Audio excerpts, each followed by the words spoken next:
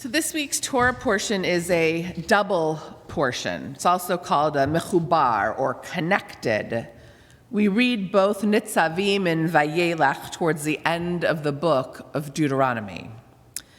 This section of text contains Moses' final speech to the people in preparation for his death. So compelling and essential are the messages contained in this part of the Torah that in just a couple weeks on Yom Kippur, we will hear verses from Parshat Netzavim, the same portion, the commandment to choose life.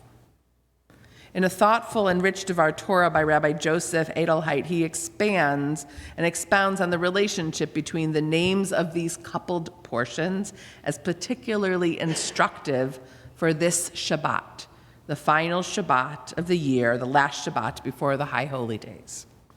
Rabbi Edelheit suggests that the word Nitzavim, the name of one of the portions, while literally meaning standing there, suggests an act of will, a physical statement of Hineni, I am here, prepared to respond to your call. Here the Torah describes Moses and the ancient Israelites assembled and ready to enter the covenant. So they are not simply physically standing, but their nitzavim, their standing there, suggests a commitment, a readiness that is new, ripe, and alert.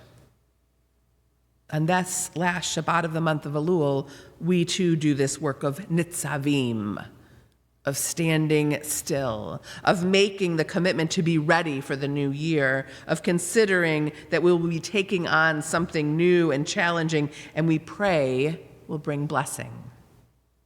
The work of Nitzavim connotes a seriousness and a coming together, bringing the pieces of ourselves together, yes, but also coming together as a community, of our shared beliefs, of our commitment to one another, to Torah, to God, to our world. For how can we come together if everyone is moving around and doing their own thing? We must stop and stand still together. And so we will gather here in our sacred space together. This is what it means to stand at the threshold of a new year, to nitzavim like our ancestors did, for something that is yet to come, something that cannot be done without our action, our participation, our heart, and our soul. Those blessings that we all yearn for in the new year can only be ours if we indeed stand nitzavim with a spirit of readiness, that we are here and readying ourselves, our bodies, our minds, our spirits, to help ensure all will have a taste of those blessings. Nitzavim was that collective standing that we're familiar with from national, international, and local tragedies. Recall how each in our own way played a role in supporting the whole and creating care and triumph in the face of destruction or loss, fear, or uncertainty. In times here in Houston with storms or national tragedies, each of us focused on one another in the best way possible, whether it was with a softer, kinder way that we spoke to one another, the sharing of resources to ensure everyone had what they needed, or the way everyone was included and valued and appreciated.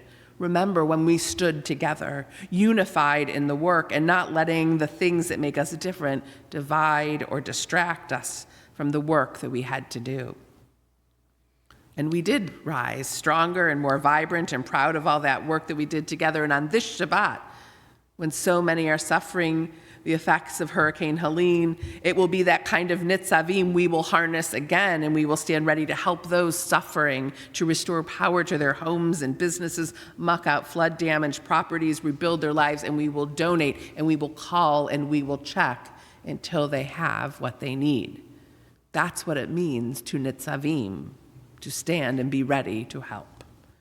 This Shabbat's double portion concludes with Parshat Vayelech, meaning go forth. Our tradition teaches that these verses tell about the day that Moses was to die. That very day, he went forth. He went out to be among the people, and on his last day, to prepare them for the future, to instruct them, and to comfort them and assure them that they would be okay. The depth of Moses' humanity and sensitivity is striking. To care for others, to go out, to get up, the very day he was going to die. Who does that? Only one committed to righteous action. One who knows we can not only stand still, but after the standing still, we must vayelech, we must go forward. We can strive towards this kind of righteous living to a stunning ideal. The new year can be a time when we pool our collective going forth, ever more committed to the best that is within us, to the most enduring principles of our faith, our humanity, our patriotism, and the demands that they make upon us. A powerful Jewish illustration about the importance of standing ready and then starting with strength is like what we see in the story of Joshua and the Battle of Jericho. After the death of Moses, Joshua was appointed as the leader of the Israelites.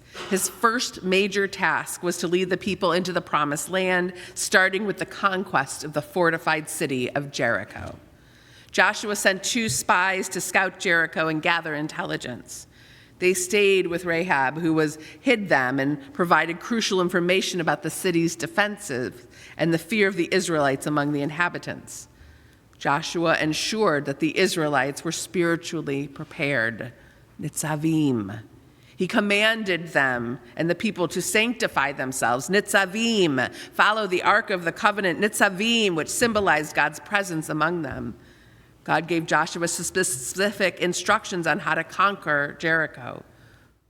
The Israelites were to march around the city once a day for 6 days, readying themselves, with the priests carrying that Ark of the Covenant and blowing trumpets. And on the 7th day, they were to march around the city 7 times.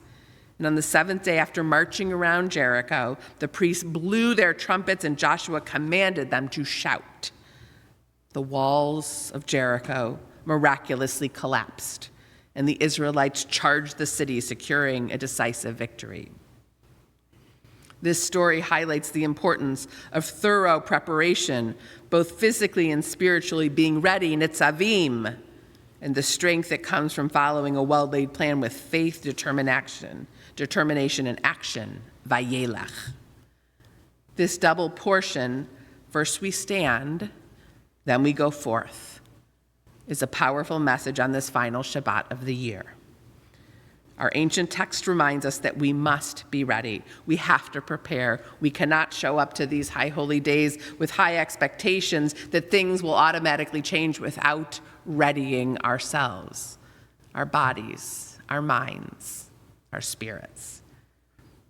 May our preparations this Shabbat provide a path to these high holy days that we will find fulfillment and goodness, and a year ahead rich with connection, meaning, and blessing. Ken Yehi Ratzon, may this be God's will.